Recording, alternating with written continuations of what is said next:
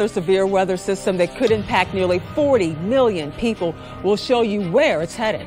This year's April 1 result from our automated snow sensor network is actually greater than any other year that we have recorded since the snow sensor network was deployed roughly in the mid-1980s. And record snow this year for California. So what does that mean for the state's historic drought? We'll find out. And are you looking to share some great weather photos on your social media accounts? We've got some tips for capturing that perfect shot. From our nation's capital, this is the National Weather Desk.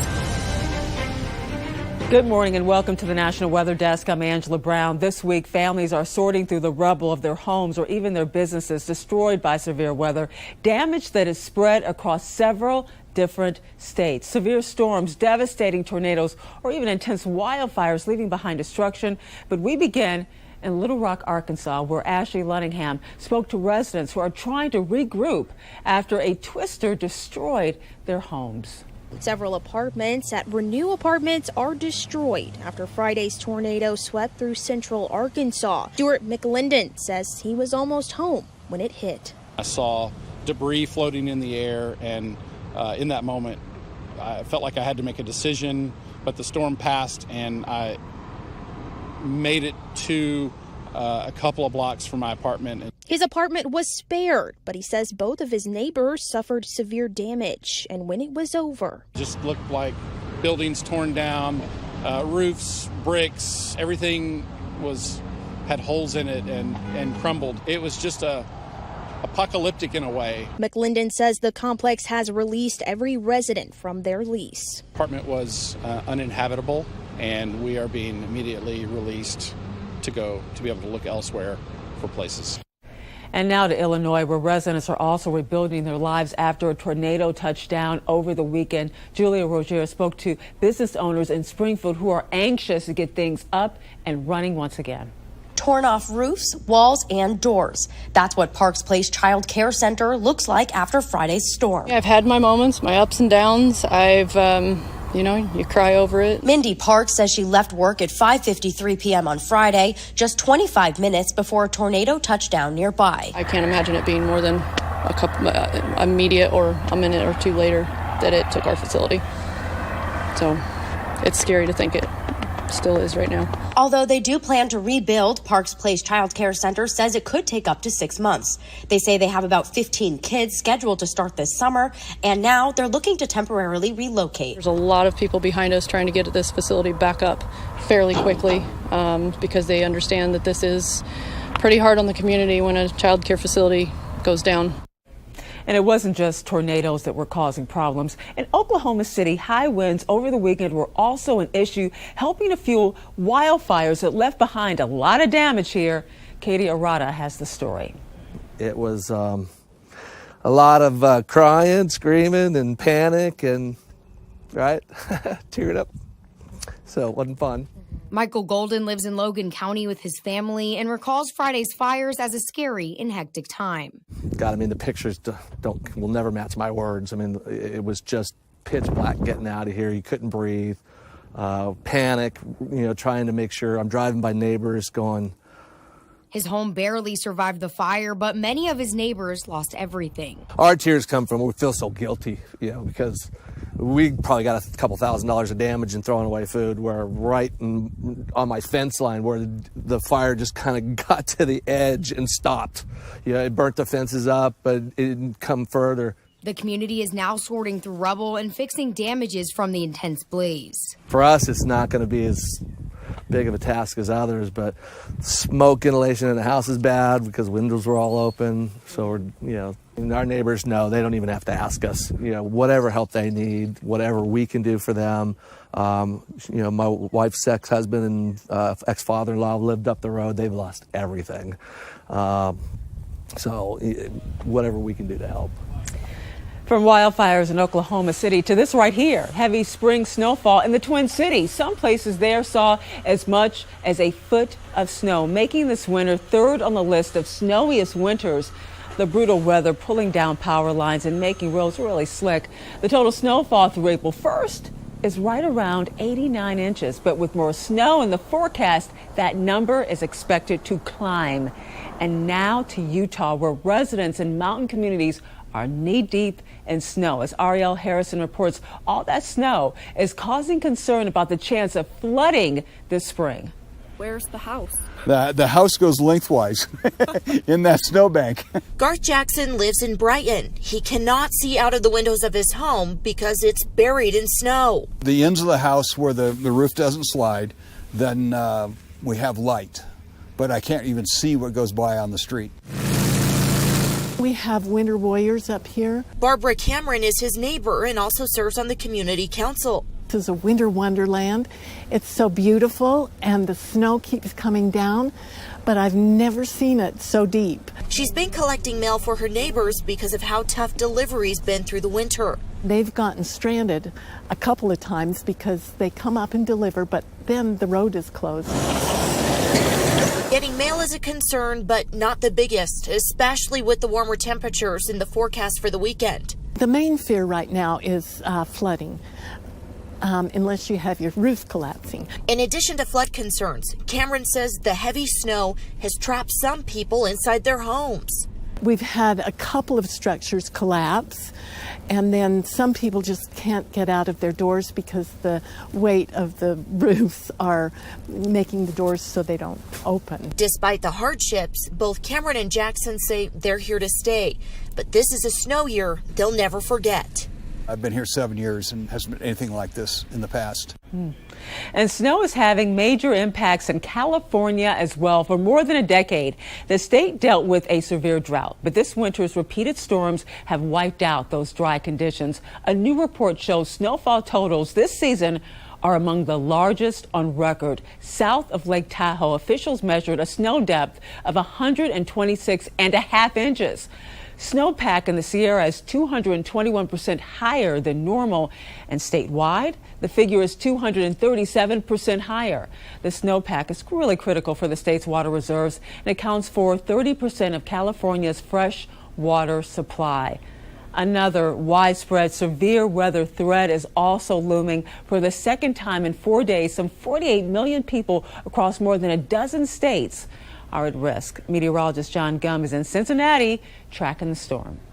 Well, just like the end of last week, this week we're looking at another powerful storm system working across the country. And this one, too, may produce widespread severe weather over parts of the nation. This one will also have a cold weather component with blizzard warnings now up through sections of Wyoming, through the Dakotas, Minnesota, and Nebraska. They'll be measuring snow in feet there. Meantime, to the south, it is severe weather, perhaps in some of the areas already hit hard last Friday, up through eastern Iowa, northwest Illinois, even down through Missouri and Arkansas. We could be talking about more severe storms, even the possibility of tornadoes. Now, this system is going to move off to the east as we get into the day on Wednesday, and it could produce more severe weather in a wide swath of the country from the Great Lakes all the way down through sections of Louisiana as a cold front moves through. So the active weather, it is going to continue again this week. You know, the names are now in the history books. Yesterday, we learned the crew of the Artemis II crew was announced. The astronauts, 3 Americans, of course, from NASA, Reed Wiseman, Victor Glover, and Christina Cook, and Jeremy Hansen of the Canadian Space Agency. They will circle the moon in a loop so big it could end up being the farthest distance any human has ever traveled. The mission could pave the way for Artemis III, of course, later this decade. The mission is, that's a big mission. Of course, we're all following what's next for the 4 astronauts heading to space. And coming up right here on the National Desk, we'll head to the Northwest to find out why tulips are late to bloom. Plus, we'll look at why bear populations are exploding in North Carolina.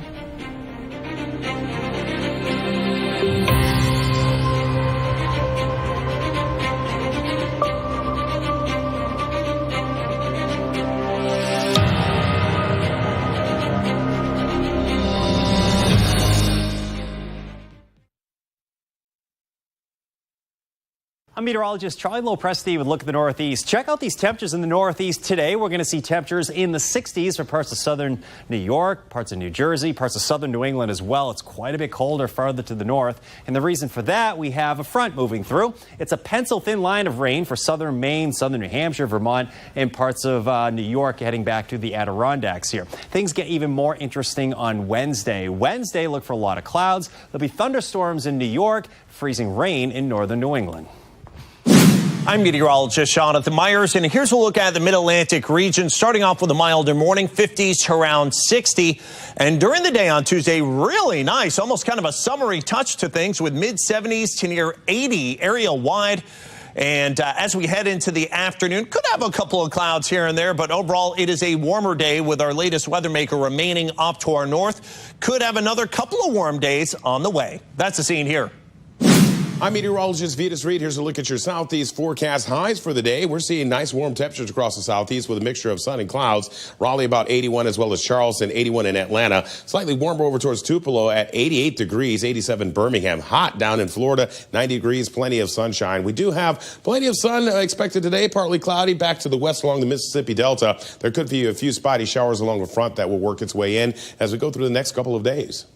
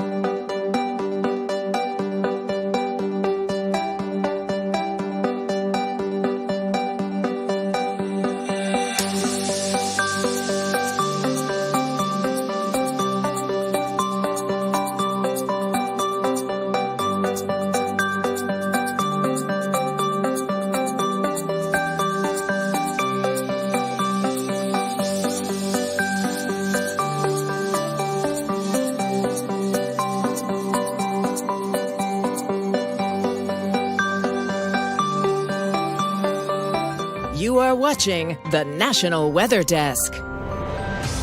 Well, you may have heard of Nick Uhas. He's been on Big Brother, America's Got Talent, The Today Show. But he's also a scientist making incredible videos on YouTube. Emily Gracie recently sat down with Nick to talk about his love of moving science out of the lab and making it fun and accessible for all. I fell in love, I would say, with science probably as far back as sixth grade. And I became a biology major in college. And then along the way, I started studying at Yale University economics and then video production in the summer. That changed the route because I was like, oh man, this is really cool. You can film, almost like a demonstration. You can talk about what you're excited about. So you sent ice cream to the outer limits of our atmosphere. Where did that idea come from and how did it play out? We saw some video of somebody sending something to the edge of outer space. And I thought, that's incredible. But I don't want to just do it. I don't want to just send something. I want to use this as a learning opportunity. So I thought the thing that I'm most curious about is how quickly does it get cold? How quickly would ice cream then melt from the ground if it were hot on the way up to the edge of outer space? And as it turns out, not to ruin this experiment, but it gets cold really fast. The best part is when you eat the ice cream at the end. So half the fun of this particular experiment is literally finding it. The part that is totally unpredictable, there's no drone that's guiding it. Once the balloon pops, it just, comes down through a parachute. You don't really know where it's going to end up. And I think that's kind of the fun of the whole equation. Okay, so tell me about the fire tornado. And so the fire tornado used to be this thing you get a trash can that had kind of holes in the side and then you would spin it like a small one. So we wanted to put our own spin on it and say, how would we make this even wilder? So we created a fire tornado device, essentially a very shallow pan that would have fans surrounding it that would allow you to actually see the bottom of the vortex because it would reflect. We really amped it up. And so we got it to be about 20 feet tall inside of a warehouse. Do any of these trial and errors involve trips to the hospital? Not yet. Well, if you want to see more of Nick's crazy experiments, including the world's largest liquid nitrogen reaction, head over to YouTube, search the National Weather Desk, where we've posted the longer version of this interview. At the Frozen Garden Farm near Seattle, Washington, instead of, an explosion of colors, right now the land holding tulips is only showing off one color. We're talking green here. Shades of green are not necessarily what the thousands of annual visitors are searching for, but that's actually what they're going to get because of the weather. As Paul Rivers shows us, the tulips are running a little bit late. It's a sea of green for Brent Rusin with Rosengard. We are here at Rosengard, and we're standing in front of tens of millions of tulips that haven't quite turned into tulip blooms yet. So this is what the tulips look like right now. Brent said the cold weather isn't helping, but this is what they should look like around this time. What we prefer are temperatures that are not too cold, not too hot. So, somewhere in the 50s, low 60s. It's nice to avoid the wind or the rain. The comparison of bloom versus no bloom means right now isn't quite what's expected from the hundreds and thousands of visitors who tour the region during the Skagit Valley Tulip Festival, which runs in April. It's important for our economy, 100%. Over in Mount Vernon, Tanya Mosier with Skagit River Brewery has fingers crossed that the bloom happens soon. Our goal and our prediction is at least 20 to 25% higher. More customers. More customers, more foot traffic, more sales. A lot of local businesses bank on their tulip season and on their summer season. Back at the farm, Brent says in about a week or so, they anticipate to see some blooms to bring back the beautiful colors that help anchor the economy of the Skagit Valley. Patience, patience, patience. That's the word of the month so far is patience. When they arrive, it's going to be well worth the wait. Even after the festival is over this year, if the tulips continue into early May, those here at the farm say they are still welcoming visitors. Spring means the end of hibernation for many bears, but in Asheville, North Carolina, the black bear population is exploding. Carrie Zazulik uncovers exactly how and why the number of bears has increased through the years. Where did it come from? It was pretty crazy. My coworker looked out and said, "A bear." And a lot of people, including myself, ran outside to kind of get a closer look and see what was happening. A bizarre scene that's becoming much more common. A bear strolling through the busy streets of downtown Asheville. It's an image that reflects a commonly shared idea that Asheville's bear population is skyrocketing. This map shows exactly which human areas the bears have been living in recent years. It's part of a study tracking bears' movement from 2014, shown in blue, to 2015 in red, 2016 in yellow, and 2017 in green. Biology professor Dr. Graham Reynolds says that population expansion continues into new areas today. We had many parts of this region around Asheville where we almost never saw bears. According to the State Wildlife Resources Commission, the black bear population was actually struggling back in the 1970s with less than 1,000 bears in western North Carolina. So in 1981, a management plan began to boost the numbers. Probably about mid-80s, we started to see evidence of breeding females in the area. I asked Olfenbuttel why black bears are booming here. There's just a lot of unnatural food that's attracting bears. She said the other reason is simple. When you look at a map and notice the forests, mountains, and parkland surrounding the city, literally funneling bears into Asheville. But there's also one more factor. A study started back in 2014 shows that our urban bears are breeding at a much younger age than rural bears because they're growing and maturing at a much quicker rate, thanks to all the unnatural food they're finding. They're reaching really, really large body size in their first 1 or 2 years, sometimes twice as large as bears of the same age in rural areas. That means the population is growing twice as fast. With increased reproduction, you're producing a lot more bears. And capturing great photos and sharing them on social media is something a lot of us enjoy, but capturing great weather photos can be a challenge. So here with some advice on how you can get great Instagram-worthy photos of cool weather events as meteorologist Alan Sills. I think everybody can appreciate a good weather photo, and this one is good. It's actually very good. It's taken by Milton Riddlemeyer in Gulf Shores, Alabama, looking toward Orange Beach, Alabama. And one of the biggest tricks to getting a really good weather photo is timing, location, which you can't control, but what you could control is getting out early in the day or late in the day when the sun is low in the sky. What that does is when sunlight comes through the Earth's atmosphere, when it's low, it's passing through a thicker amount of air, and it filters a lot of the colors like blue and green, but it leaves the yellow, orange, and red. We call those long wavelength colors. And when the sun is beneath the horizon, not only do you have a yellow and orange and red tint, it also highlights the textures of the clouds that we normally don't notice. For example, these altocumulus clouds or a mackerel sky, because it looks like a mackerel fish. A beautiful start to the day, but it's all about timing, being at the right place at the right time. I'm meteorologist Alan Seals. And now let's take a flight over the Guest River in Southern Virginia.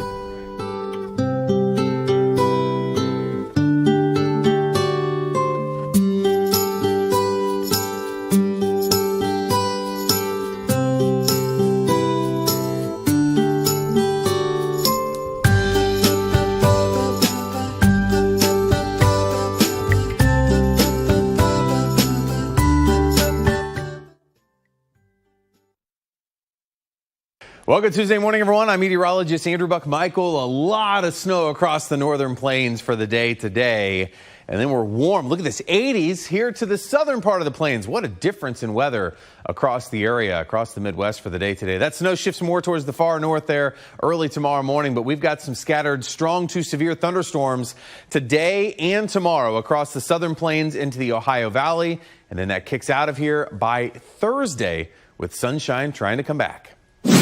Good morning, I'm meteorologist Alex Garcia. Here's a look at your regional weather. It is warm and humid all the way out from Texas, back up into Oklahoma until Louisiana. A little drier out toward the west. We're going to be watching combination dry line and cold front push east today. Could fire up some big thunderstorms in the Dallas-Fort Worth area. That will be the region to watch for severe weather as the system pushes out toward the east. Otherwise, could see some record highs in South Texas. I'm meteorologist Alex Garcia. That's a look at your regional weather. Well, hi there, everybody, and a good Tuesday morning to you. I'm meteorologist Shannon O'Donnell. Still struggling to shake the chill here out west. We're balancing out all of that warmth in the southeast with the cold air hanging on the other side of the Rockies. Look at Jackson Hole at just 30 today. Vegas trying to warm up at 58 in southern Nevada and low 60s out of Phoenix. Next weather maker, look at all the snow pushing through the Wasatch and into the Rockies outside of Denver, Colorado. And that's the scene from here.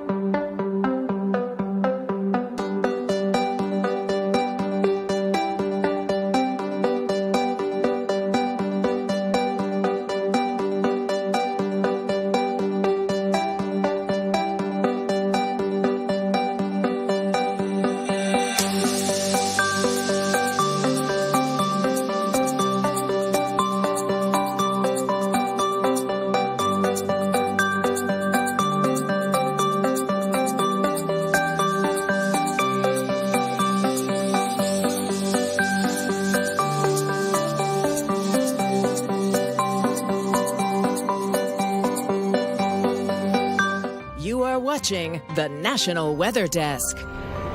This weekend was packed with severe weather, most notably severe tornadoes. Meteorologist Ryan Mirando has a look at just how strong those tornadoes were.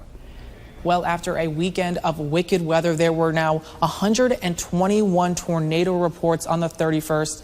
That makes this the third most active year for storm reports. They were stretching across Iowa, through Ohio, and down through the south, through Arkansas, and into North Georgia. And some of them were quite strong. We had a few EF3 or greater tornadoes. That's when the winds are up to 136 to 165 miles per hour. One of the strong EF3 tornadoes was in portions of Arkansas that moved just north of downtown Little Rock. This one was on the ground for about 30 miles. Another strong one that moved across the Illinois-Indiana state border. This one, unfortunately, did come with 3 fatalities reported. And we had an even stronger one through portions of Iowa. An EF4 tornado here. This is when the winds are up to 200 miles per hour and completely knocked a house off of its foundation. We could expect even more severe weather on Tuesday. We'd love to connect with you. We are on all of your favorite social media platforms. Just search at NatWX Desk. We'll be right back.